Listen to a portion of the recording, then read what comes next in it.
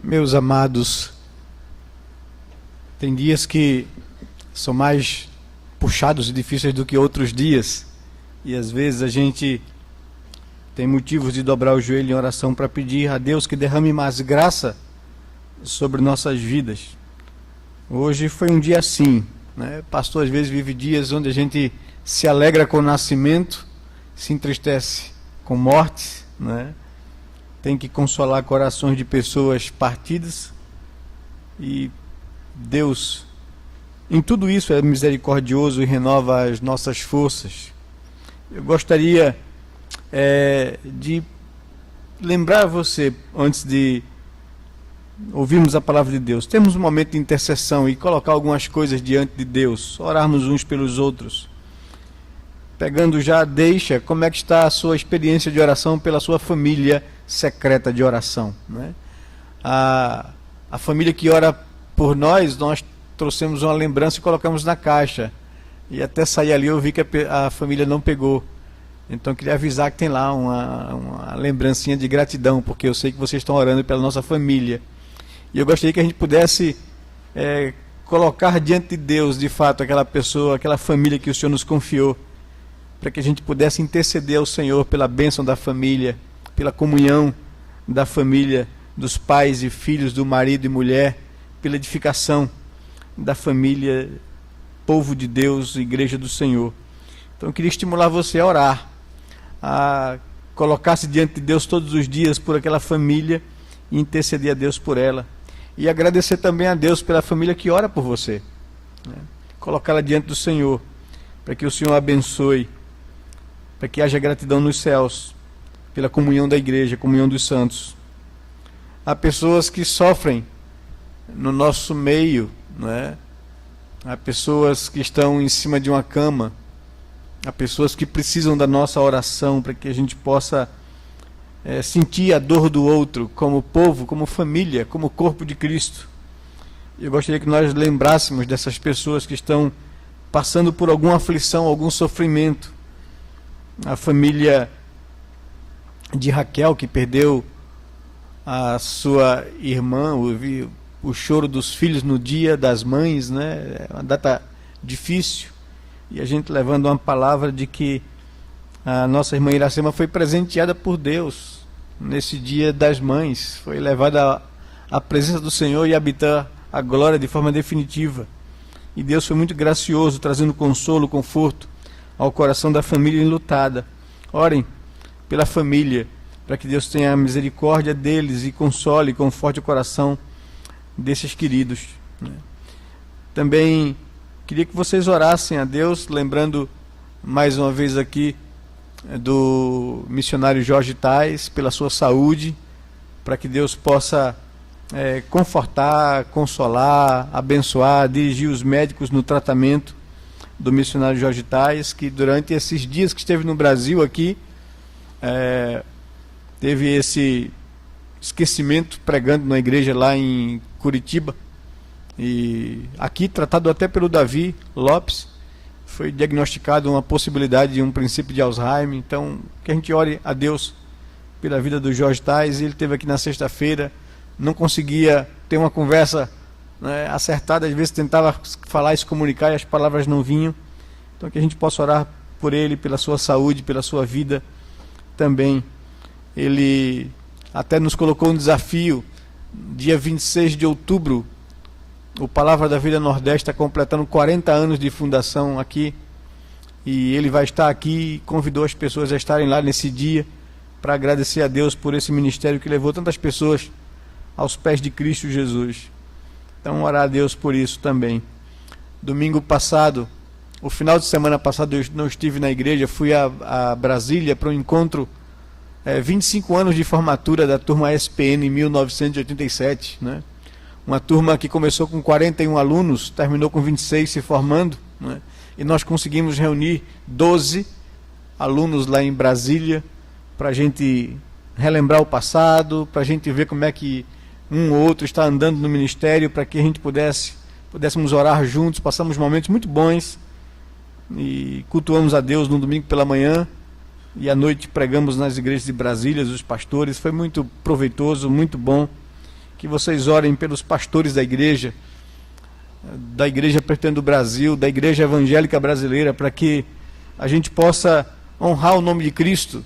A gente tem visto aí durante essa semana noticiários que trazem vergonha ao nome de Cristo, de escândalos, e a gente vive dias difíceis de batalhas, onde a mídia tem tentado procurar os motivos para desacreditar o Evangelho e desacreditar a Igreja brasileira. Então, que a gente possa orar a Deus, redobrar a nossa vigilância e se colocar diante de Deus em oração por essas questões. Eu gostaria de que nós tivéssemos um momento agora de intercessão, de oração silenciosa, que a gente pudesse no nosso lugar aí colocar a nossa vida diante de Deus e esses motivos que nós trouxemos aqui para vocês. E eu quebro o silêncio com oração, dando início a esse momento de exposição da palavra de Deus. Vamos orar silenciosamente. Ore por sua vida, ore pela pessoa que está do seu lado, ore por esses motivos que nós colocamos aqui diante de Deus.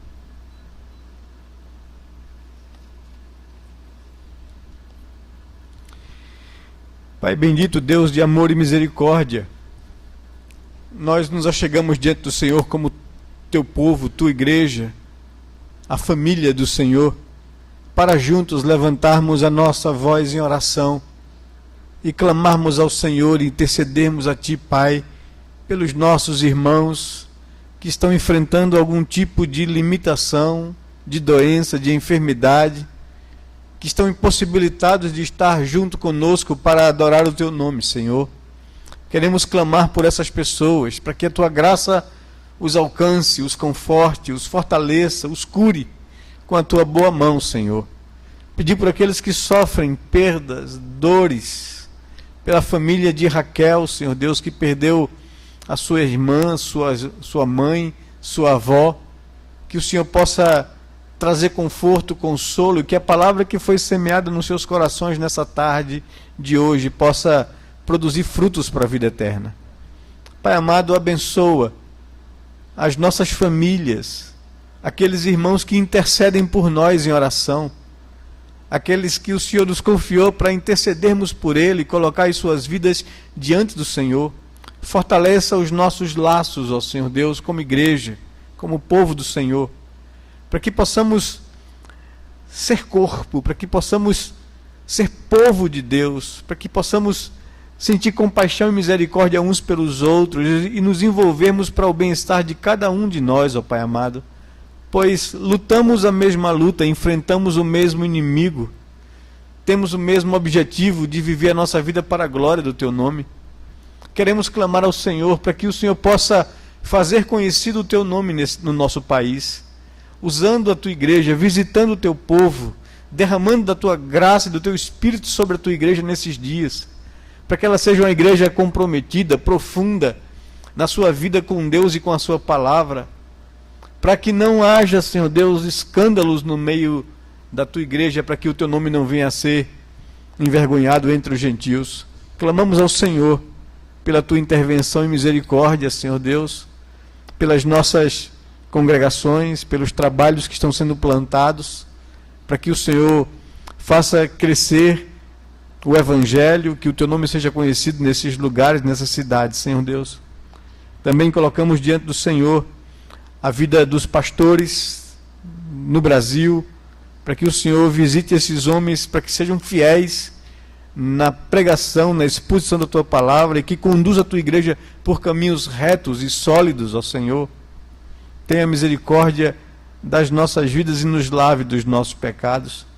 Agora te pedimos pelo nosso irmão que se encontra do nosso lado, que o Senhor possa abençoá-lo, por aqueles que estão longe e que têm saudade e sentem falta da comunhão, aqueles que nos assistem, Senhor Deus, pela internet, que o Senhor possa falar ao coração desses irmãos nessa noite, nesse momento onde a Tua palavra é exposta, Senhor.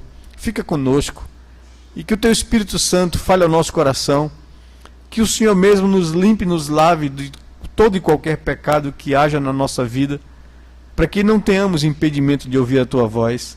Faz, Senhor Deus, conhecido o Teu nome no nosso meio nessa noite. É o que nós te pedimos em oração, no nome e no amor de Jesus, Pai. Amém, Pai amado, amém. Dê um abraço no seu irmão, se você ainda não deu hoje, que está do seu lado aí, para que Deus possa nos fazer um em família, em nome de Jesus. Na última reunião do conselho, ocorrida na quinta-feira da semana retrasada, o conselho recebeu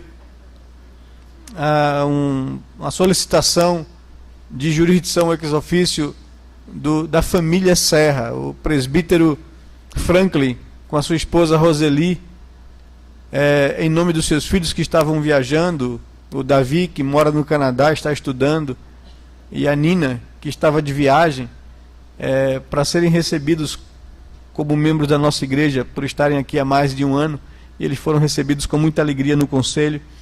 Eles não estão aqui nessa noite, não estou vendo, mas eu queria formalmente trazer para a igreja que o presbítero Franklin, presbítero em disponibilidade, juntamente com sua família, está sendo recebida na igreja como membros da nossa igreja. Que Deus possa abençoá-los e usá-los aqui no nosso meio, que a igreja possa acolhê-los e ser bênção na vida desses irmãos. Meus amados, vamos abrir nossas Bíblias no Evangelho de Lucas. Não vamos dar continuidade nessa noite à exposição das pastorais, mas eu gostaria de quebrar essa sequência, convidando vocês a abrirem as suas Bíblias no Evangelho de Lucas, no capítulo 1, e ouvirmos a leitura que vai do verso 39 ao verso 45.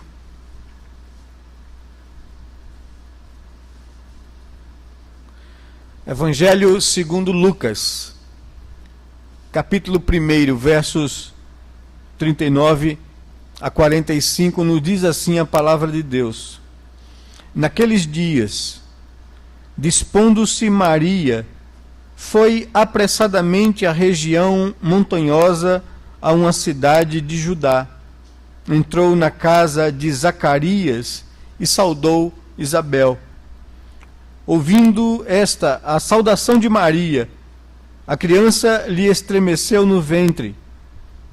Então Isabel ficou possuída do Espírito Santo e exclamou em alta voz: Bendita és tu entre as mulheres, e bendito o fruto do teu ventre. E de onde me provém que me venha visitar a mãe do meu Senhor? Pois logo que me chegou aos ouvidos a voz da tua saudação, a criança estremeceu de alegria dentro em mim. Bem-aventurada a que creu, porque serão cumpridas as palavras que lhe foram ditas da parte do Senhor. Que Deus nos abençoe, que nos dê entendimento para compreendermos esse trecho da sua palavra. Meus amados irmãos, a expressão de Isabel a Maria no verso 43 é essa: de onde me provém que me venha visitar a mãe do meu Senhor? A pergunta de honra que ela se sente ao ser visitada por Maria, pela sua parente, que vai vê-la ao saber que ela estava grávida daquele que viria a ser o predecessor do Messias. Certamente essa mulher, Maria, é a mais importante mãe da história. E como hoje se celebra na nossa sociedade o Dia das Mães, eu queria então focar a minha atenção na vida dessa mulher, para que a gente aprenda lições para a nossa vida. Eu acho que vocês já me têm no pastorado da igreja por 4 anos e me conhecem um pouco. E eu tenho tido muito cuidado para não cair na tentação de celebrar tradições de datas festivas da cristandade. Eu acho que vocês observam isso em mim. Porque eu creio, tenho plena consciência de que o motivo do culto, o objeto do nosso culto é Deus e Deus somente. Não pode nenhuma data comemorativa, cultural, ser motivo de culto. E às vezes eu percebo que isso não é bem compreendido num costume religioso tradicional, onde datas são coisas importantes para serem colocadas ou celebradas. Mesmo no meio de igrejas reformadas, históricas, percebe-se a força da tradição ou do tradicionalismo no que diz respeito a essa particularidade. Expressões como culto do Dia das Mães. É tão comum que a gente nem se choca com a expressão, mas é tudo o que não pode ser dito como algo praticado pela igreja bíblica. Porque não se tem um culto desses. Não se celebra um culto para tal data ou para tal motivo. Culto somente deve ser celebrado para a glória e para a honra e para o nome de um único Senhor, que é Jesus, a expressão exata do ser divino. Então, pesa sobre mim o senso de preocupação e de responsabilidade no que diz respeito a como a gente conduz uma igreja a uma vida cristã saudável, fundamentada em princípios da Escritura e da Palavra de Deus. São comuns expressões como essa. Nós sabemos que a única razão e motivação de um culto verdadeiro é só e exclusivamente Deus. Seu ser, seu amor, suas misericórdias, sua graça. É por isso que a igreja se reúne para louvar, para bendizer, para agradecer, para celebrar a salvação que o Senhor manifestou em Cristo. No entanto, há uma maneira de se abordar de forma sábia e proveitosa temas como esses que essas datas culturais nos trazem. Hoje eu gostaria de falar sobre a mãe mais importante da história humana, Maria, a mãe do Senhor. Aproveitando exatamente essa deixa, dessa data brasileira, data honrosa, que deve ser evidentemente praticada, celebrada culturalmente, onde a gente deve honrar os nossos pais, honrar a mãe que manifesta algo muito próximo daquilo na relação humana, do que seja de fato um amor sacrificial. Eu amo a minha mãe, eu honro a minha mãe, eu louvo a minha mãe, e uma data como essa a gente almoçou junto, dei um presente para ela, um abraço, uma palavra de carinho. Hoje à tarde, vi um filho choroso, com o coração doído, recitar um poema para sua mãe num caixão. São sentimentos que a Bíblia nos exorta e nos ensina a fazer. Honrar pai e mãe. Mas isso nunca, em absoluto, deveria ser introduzido para dentro de um culto que só a Deus é devido a adoração. O apóstolo Paulo afirma, e a Bíblia nos ensina, que ser mãe é a principal missão da mulher.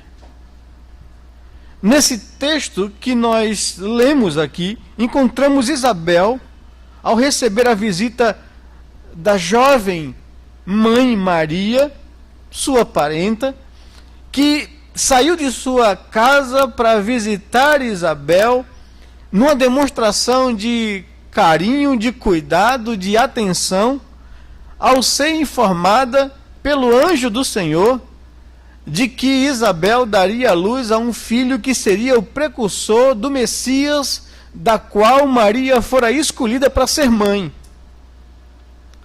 Maria, então, depois de passar pelo susto, depois de passar por aquela experiência de conflito ao receber a notícia de que fora escolhida, ela então sai de imediato dali e vai ver Isabel, vai visitar Isabel. O texto nos diz que Maria, dispondo-se, foi apressadamente à região montanhosa, a uma cidade de Judá. Ou seja, foi uma viagem, acho que difícil, pesada, para uma jovem que estava grávida e que acabou de receber essa notícia. Mas ela queria ver Isabel, ela queria dar as boas-vindas, ela queria ser solidária. Nos nossos dias, a maternidade tem sido algo tremendamente colocada sem maiores valores. No Cantinho da Maturidade, o pastor Nizam trouxe, acho que foi ele que enviou esse artigo para colocar no Cantinho da Maturidade, de uma carta de uma filha adolescente a uma mãe preocupada demais com os afazeres domésticos e que não dava atenção devida a ela, e ela faz uma carta. Quando eu peguei aquele texto, eu até fiquei, rapaz, mas será que é um texto bom para o Dia das Mães, né? Quase uma exortação para uma mãe desavisada do cuidado, da necessidade da filha adolescente de ter tempo com ela, de ouvir, de contar as coisas. Eu fiquei assim pensando, mas de fato, a gente vive um momento onde os valores de Deus têm sido cada vez mais abandonados na vida das pessoas. E eu gostaria então de falar sobre essa mulher que vai servir de referência para ser exemplo do que é um amor sacrificial de uma mãe. Uma mulher que talvez sofreu mais do que qualquer outra pessoa, porque fora escolhida, teve um privilégio enorme, ela mesma louva isso num cântico, numa oração que ela faz a Deus. Todos de hoje por diante vão me chamar de Tosa, porque eu fui escolhida dentre tantas mulheres para ser a mãe do Salvador. Então ela tem consciência do privilégio que caiu sobre ela, mas também o privilégio pressupõe compromisso e muita dor, porque qual mãe que não sofre pelo um filho? E imagine então o papel dessa mulher, o sentimento da mãe Maria, em saber que o seu filho veio ao mundo para ser crucificado numa cruz. Ela viveu com isso a vida toda. E sempre Lucas, que mais foi quem relatou os sentimentos dessa mulher, aqui e ali no seu evangelho vai dizer que essa mulher observava todas as coisas que acontecia com Jesus, calada, pensativa e reflexiva. Sofreu, acompanhou, discerniu a história, sofreu a morte do seu filho naquela cruz, e talvez seja uma mulher que tenha muito o que nos falar, o que nos ensinar. A Bíblia nos ensina então que a principal missão da mulher é ser mãe. Paulo, quando escreve a carta a Timóteo, no capítulo 2, no verso 19, no verso 15, fala isso, né?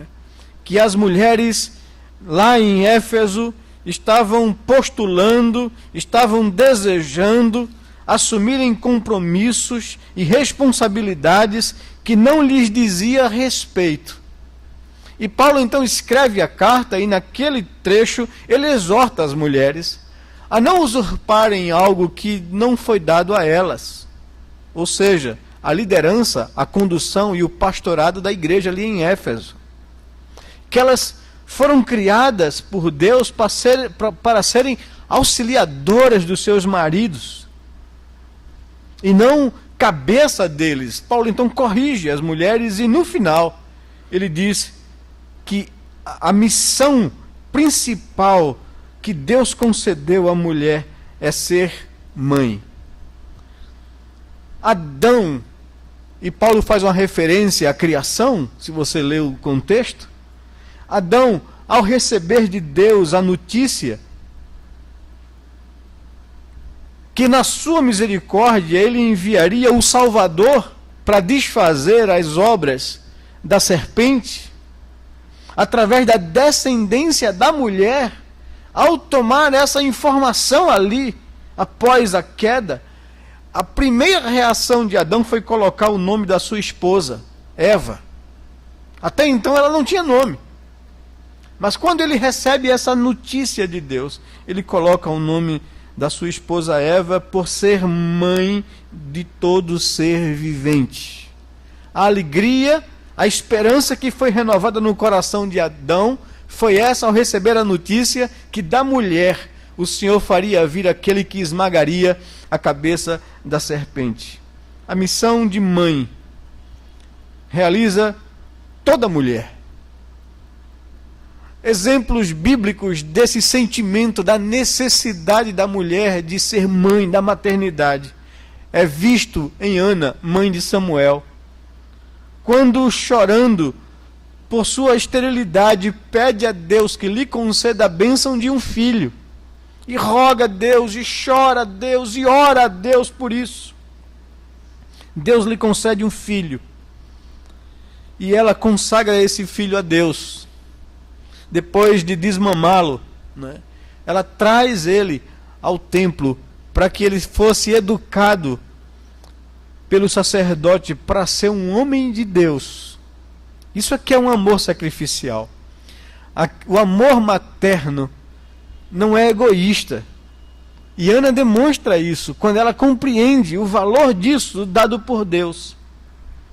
Nós percebemos até o valor da maternidade em dois exemplos tremendamente chocantes para nós, registrado lá no livro de 1 Reis, no capítulo 3, no verso 16 em diante, quando duas mulheres prostitutas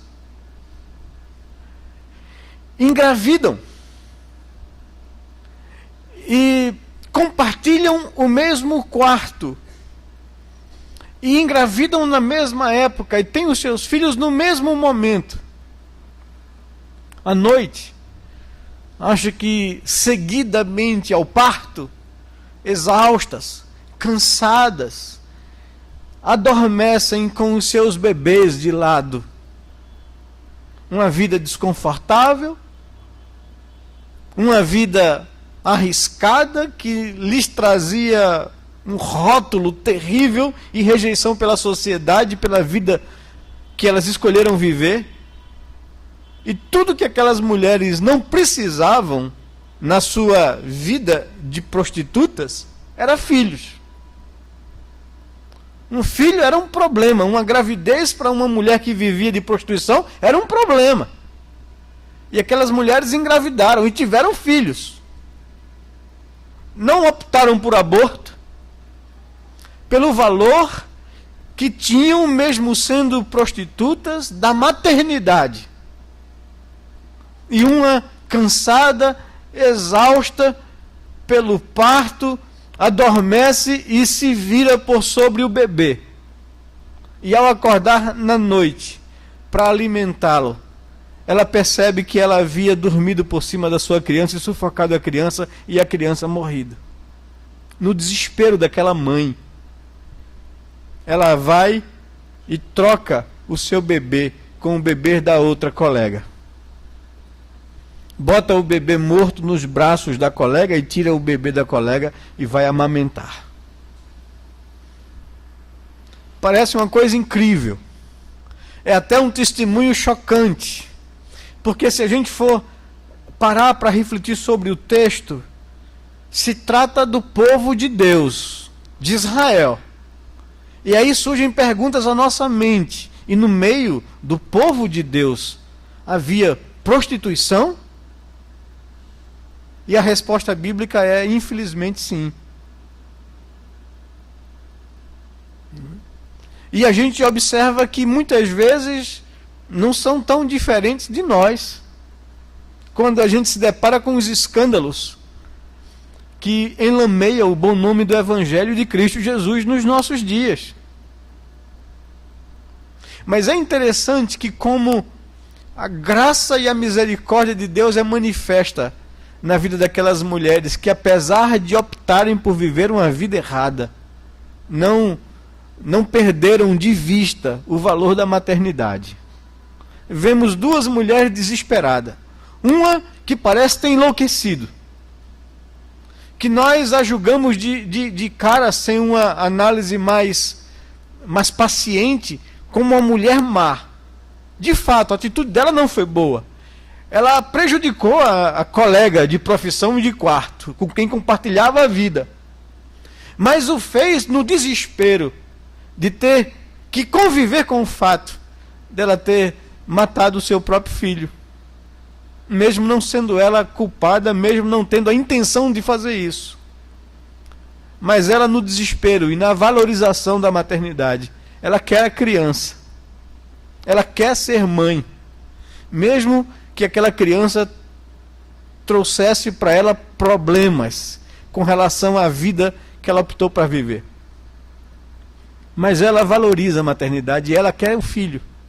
E ela, por isso, troca a criança. Vimos o desespero de uma outra mãe, que também, por ser prostituta, podia dizer assim, estou na vantagem. Mas ela não. Ela queria ser mãe. Ela entendia o valor disso. E ela, ao perceber a trama, ao perceber a ação da colega, vai ao rei. Reivindica, se queixa, leva a sua causa ao rei. Meus queridos, há muitos riscos nisso.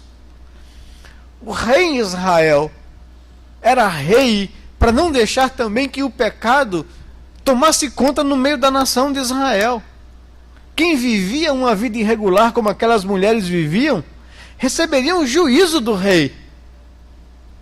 Mas essa mulher corre riscos, porque ela ama a maternidade, porque ela quer ter o filho, ela luta pelo seu filho. E a gente percebe lá o amor sacrificial de uma mãe, quando o rei Salomão toma uma atitude inesperada de mandar vir um guarda e pedir dele a espada e pegar a criança que estava sendo reivindicada por uma e por outra como sendo filho autêntico. Ele diz, parte o menino no meio e a gente resolve o problema. Dá metade para uma e metade para outra. Parecia uma loucura a decisão do rei, mas ele queria de fato despertar o senso de maternidade numa mulher que ao saber que o filho seria sacrificado, abriria a mão do filho por amor ao filho. E aquela mulher prefere perder o convívio com o filho a não deixar que mal nenhum aconteça com o filho, e abre mão, enquanto a outra diz, tá bom, se for assim, nem eu nem ela, parte o menino no meio. E Salomão diz, a mãe é essa que abre mão do convívio do filho por amor à vida do filho. Essa é mãe. A Bíblia nos mostra, então, exemplos de mulheres que, por mais diversa que seja, tanto Ana, mãe de Samuel, uma mulher crente, consagrada, temente a Deus, pedindo a Deus para que use de misericórdia e lhe dê a experiência de ser mãe. E Deus lhe dá, e ela pega o seu filho, não para si, mas pega o seu filho e consagra a Deus. Quanto essas outras duas mulheres de uma vida completamente irregular e no pecado. Mas apesar disso, valorizam a maternidade, lutam pela maternidade, lutam por ter um filho. Esses exemplos nos apontam para a sublimidade da maternidade e como nós deveríamos então olhar para ela com mais carinho, com mais cuidado e resgatar nos nossos dias a missão de ser mãe. Precisamos entender e compreender um pouco sobre Maria. Quem era Maria? Maria era uma jovem, quase adolescente, com a idade entre 15 e 20 anos. Porque era essa faixa de idade que as mocinhas na sociedade israelita casavam. Ela era muito jovem. E é surpreendida no capítulo 1 de Lucas, ele narra com muitos detalhes a experiência que ela viveu, certamente por ter contato com ela e ela ter lhe narrado o que aconteceu. No verso 26, nos diz que no sexto mês da gravidez de Isabel, foi o anjo Gabriel enviado da parte de Deus para uma cidade da Galileia chamada Nazaré, a uma virgem desposada com um certo homem da casa de Davi, cujo nome era José. A virgem chamava-se Maria. E entrando o anjo aonde ela estava, disse: alegra-te, muito favorecida, o Senhor é contigo. Ela, porém, ao ouvir esta palavra, perturbou-se muito e pôs-se a pensar no que significaria aquela saudação. Mas o anjo lhe disse: Maria, não temas ou não se confunda, porque achaste graça diante de Deus. Eis que conceberás e darás à luz um filho, a quem chamarás pelo nome de Jesus. Este será grande e será chamado Filho do Altíssimo.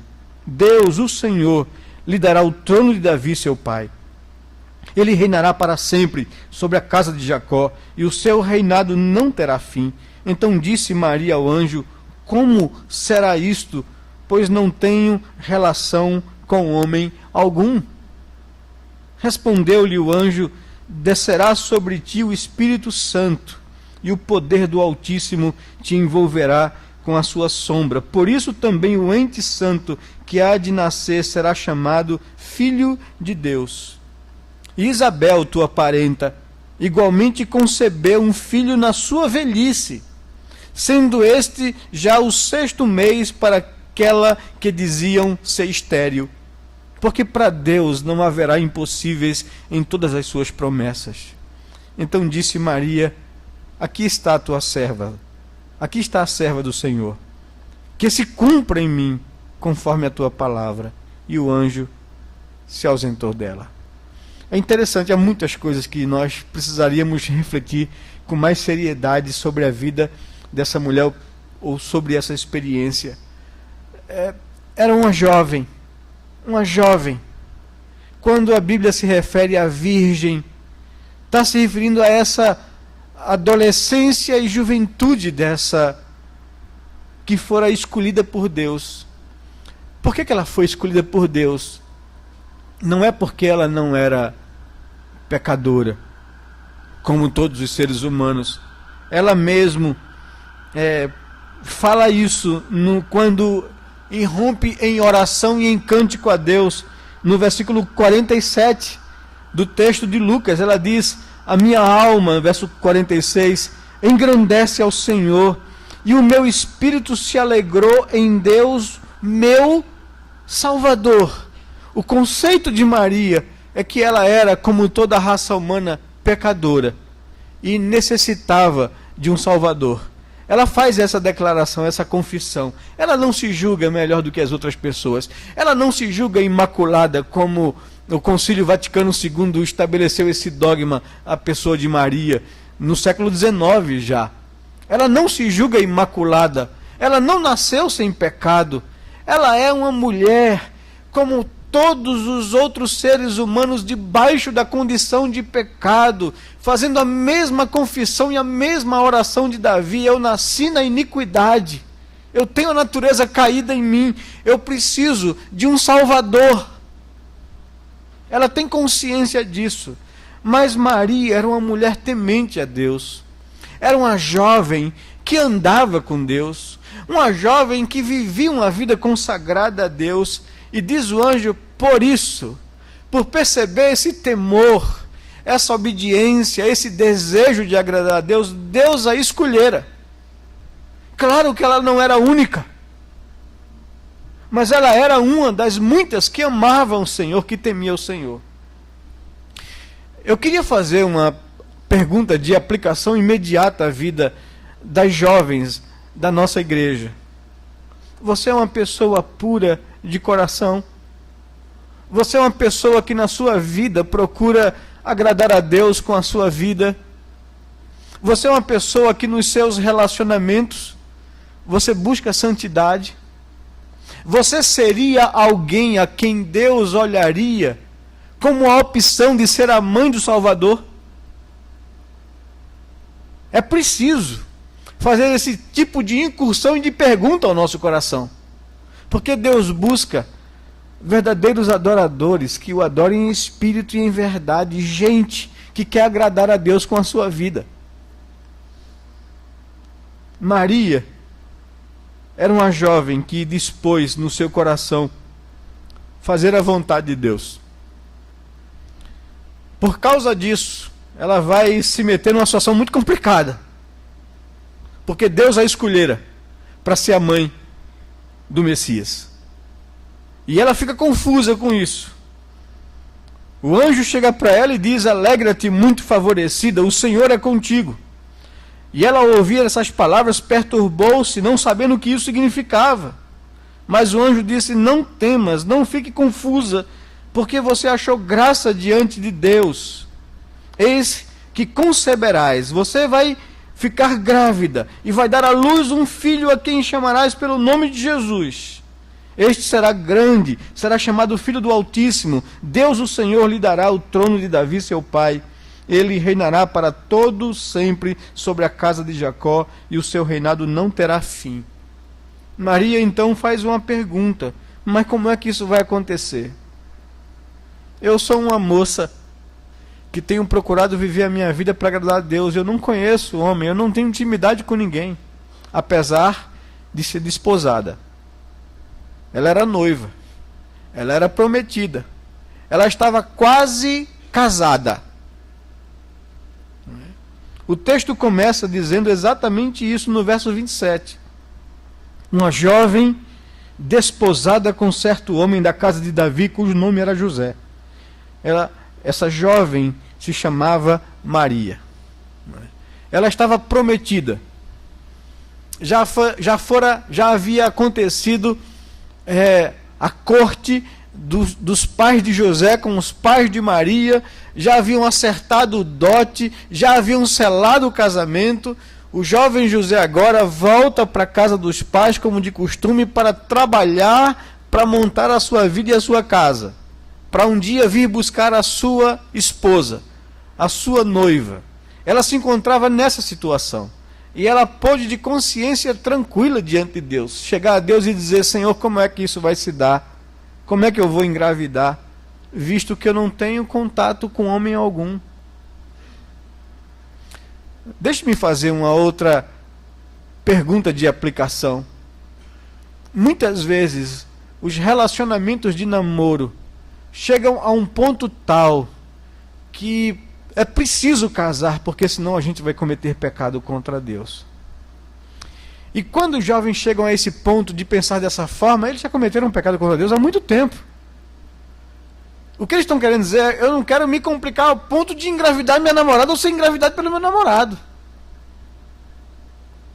Maria podia dizer ao anjo sem nenhum tipo de constrangimento: como é que vai se dar isso? Que eu não tenho intimidade alguma com homem nenhum. Ela vivia uma vida santa, procurava manter-se pura diante de Deus.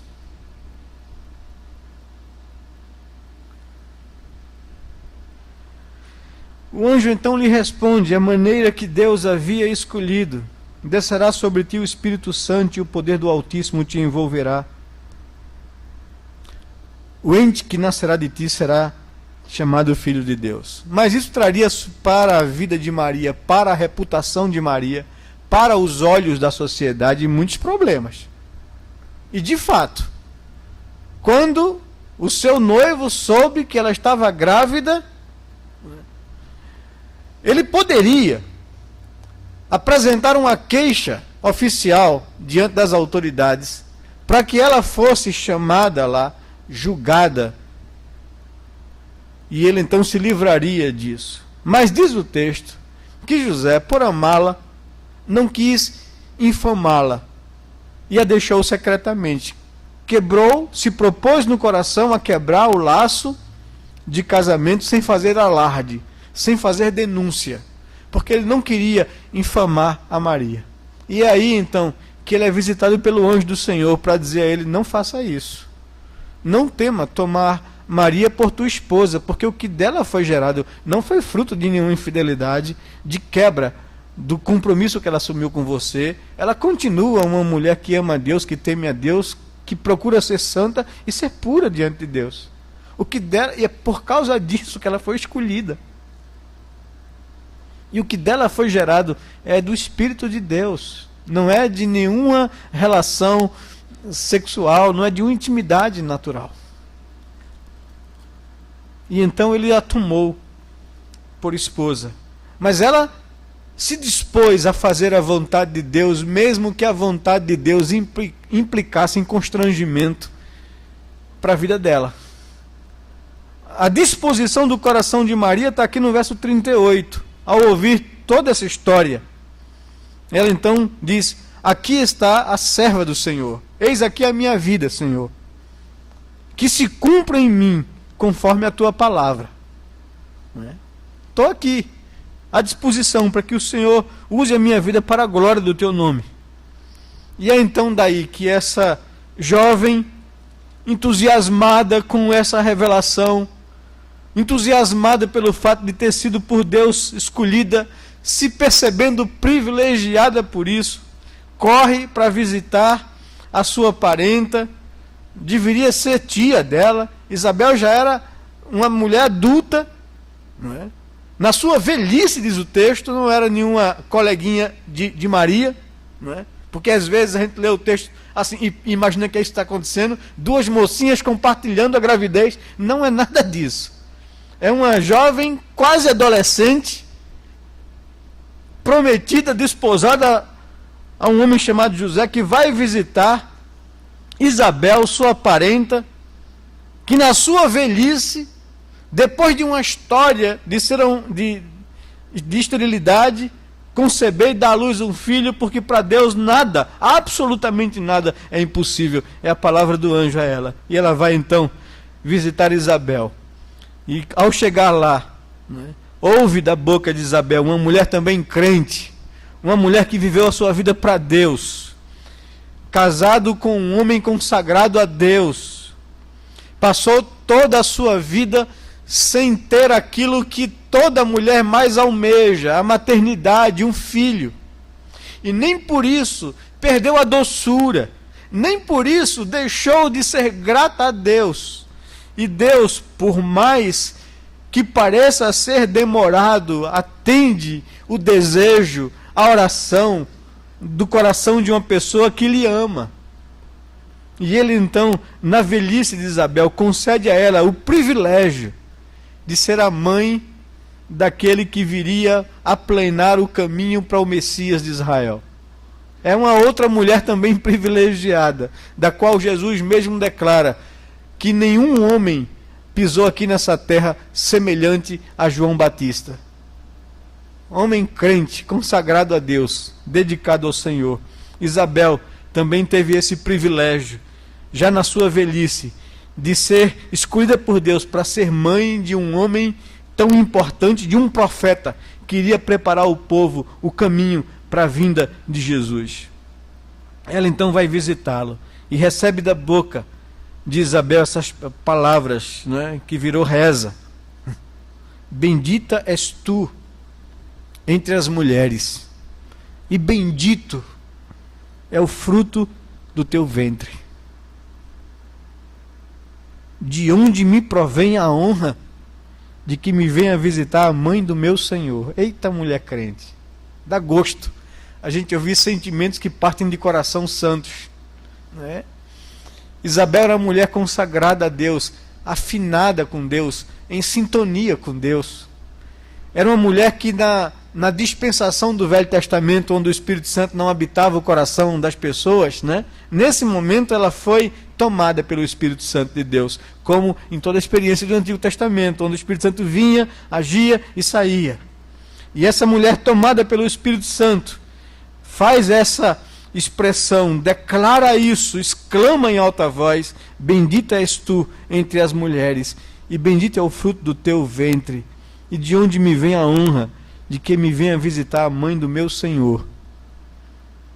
É interessante como tanto Maria quanto Isabel tinham consciência de quem elas eram e de quem era Jesus. Para Isabel, ele é o meu Senhor. Para Maria, segundo o verso 47 do mesmo capítulo, é o meu Salvador. É o meu Salvador. Ele é o Messias, o Filho de Deus, aquele que veio para tirar dos nossos ombros o fardo do pecado. E ela diz: pois logo que me chegou aos ouvidos a tua palavra, a tua voz, a tua saudação, a criança dentro de mim estremeceu de alegria. Bem-aventurada és, porque tu crestes. Serão cumpridas as palavras do Senhor em tua vida. Essa é a bênção que Isabel entrega aqui a Maria. E Maria, essa mulher que assume as implicações de ter sido escolhida mãe do Salvador, mãe de Jesus. A sua vida não foi fácil. O sentimento de mãe gritou nessa mulher mais do que em ninguém. As mães que estão aqui sabem do que eu falo. A dor, o sofrimento, o cuidado, a agonia, a preocupação pelo bem-estar do filho. Um filho adoecido, um filho passando por problemas, um filho sofrendo. Como é duro, como é difícil a gente atravessar esses momentos, e uma mãe melhor do que ninguém sabe o que é isso. Melhor do que um pai. O filho saiu dela, faz parte dela. E Maria, mais do que ninguém, sofreu o fato de saber que o seu filho veio ao mundo para morrer numa cruz, que seu filho seria perseguido, que seu filho seria maltratado, que seu filho seria injustiçado pelo próprio povo a quem ele veio salvar. Ela viveu toda essa dor humana, todo esse sofrimento humano. E foi mãe que sofreu silenciosa, calada, procurando discernir o tempo de Deus e os momentos de Deus na vida do seu filho. Era mãe que, segundo Lucas, observava tudo com critério. Sofreu, gemeu, orou, intercedeu, juntamente com outras mulheres, serviram de suporte para o ministério de Jesus e seus discípulos. A Bíblia está cheia disso.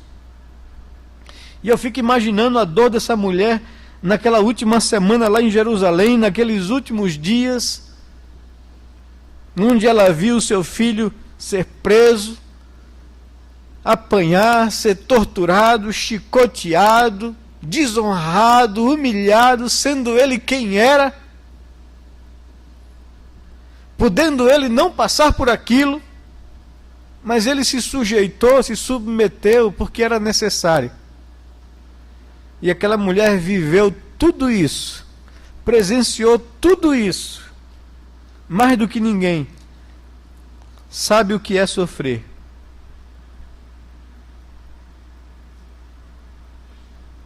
Se há algum valor, e há, na celebração dessa data, na nossa cultura, eis então uma mulher que tem que ser mirada. Não porque ela seja imaculada, mas porque ela é uma serva de Deus e ama o Senhor, e se torna por isso um exemplo a ser vivido e seguido. Mais do que ninguém, é uma pessoa das quais as mulheres deveriam mirar na sua vida, e perceber que ela teve um filho muito cedo, para os padrões de hoje, e que ela ainda era muito nova, quando viu seu filho ser crucificado numa cruz. E que essa mulher enviuvou muito cedo, a gente não sabe em que momento da história, mas José, de um determinado momento, não mais aparece, é só Maria. Não é porque ele fora um pai ausente, é porque ele se ausentou por morte. E essa mulher levou adiante isso, a sua vocação, o seu ministério de ser a mãe do Salvador. ela deveria ter tido Jesus entre os 15 e os 20 anos. E se ele morreu aos 33 anos, vamos supor que ela teve ele com 20, a idade estourando aqui para a época. Ela tinha 53 anos quando seu filho estava sendo crucificado naquela cruz. Ou se foi um pouco antes disso, ela tinha próximo a 50 anos de idade quando seu filho foi crucificado naquela cruz. Era uma mulher nova, era uma mulher jovem, era uma mulher que soube o que é sofrer sendo mãe. E serve de exemplo para toda mulher, para valorizar a missão que Deus confiou de ser mãe. O desejo do nosso coração, nesse mês que a gente lida com o tema família, é que a gente possa ter consciência, que a gente possa resgatar certos valores, que a gente possa olhar para a palavra de Deus e celebrar o seu ensino, tirando lições práticas para a nossa vida, sendo cristãos que fundamentam a sua fé e a sua prática de vida e prática de religião debaixo dos princípios da palavra, tendo cuidado para que a gente não paute a nossa vida debaixo de princípios dos tradicionalismos da religião, mas baseado nos princípios da palavra. Se há algumas datas que sugerem temas dos quais nós deveríamos pensar, que não seja a cultura que estabeleça a maneira como a gente conduz e pensa, mas que seja a palavra de Deus. Que sejam exemplos como esses exemplos, que nos norteiem para valorizar aquilo que de fato deve ser valorizado, com peso que deve ser valorizado, tirando as lições de implicação para a nossa vida dia a dia.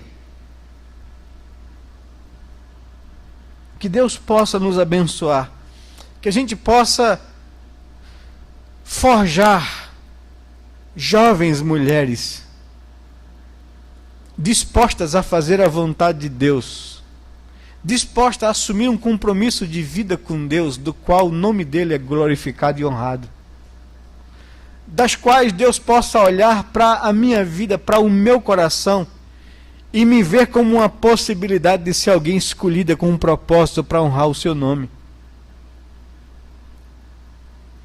Que Deus possa, no nosso meio, forjar mulheres dispostas a sofrer as implicações de uma vida comprometida com Deus. O privilégio de ser a mãe do Salvador trouxe sobre ela a responsabilidade de sofrimento, de saber que daria luz àquele que iria sofrer as maiores injustiças do mundo contra ele. Que Deus possa nos fazer homens que valorizam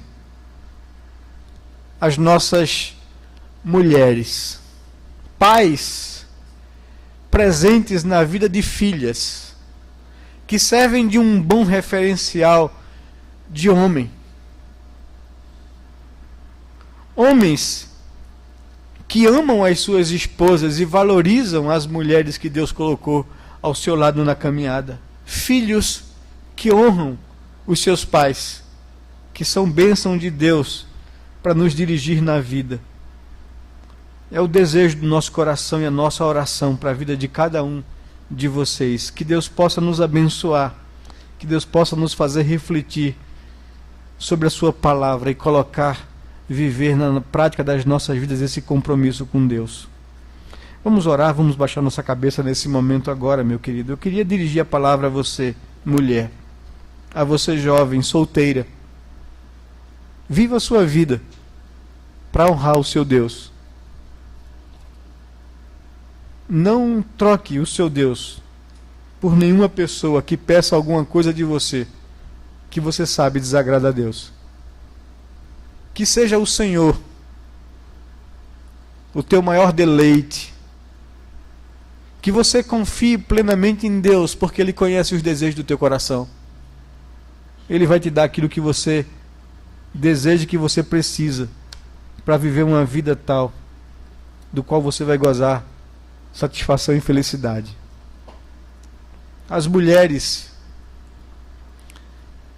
que ainda alimentam a esperança que não alcançaram na sua vida, confie em Deus, como Isabel confiou em Deus. Que mesmo na velhice, numa vida sem filhos, viu Deus realizar na sua velhice um sonho de menina. E o privilégio de ser a mãe de um homem do qual Jesus diz: não há outro na terra como ele. Confiemos em Deus a nossa vida. Deus é bom. Deus é fiel. Deus é um Deus que tem cuidado de nós. Como diz o salmista, entrega o teu caminho ao Senhor. Confia nele, o mais ele fará. Que Deus possa fazer isso nas nossas vidas. E que nessa noite você possa consagrar sua vida a Deus e entregar todas as ansiedades do seu coração ao Senhor. Que Ele te abençoe. Que Ele derrame sobre você sua paz e a sua graça. Ainda em oração, vamos cantar um cântico. Está aqui no nosso boletim que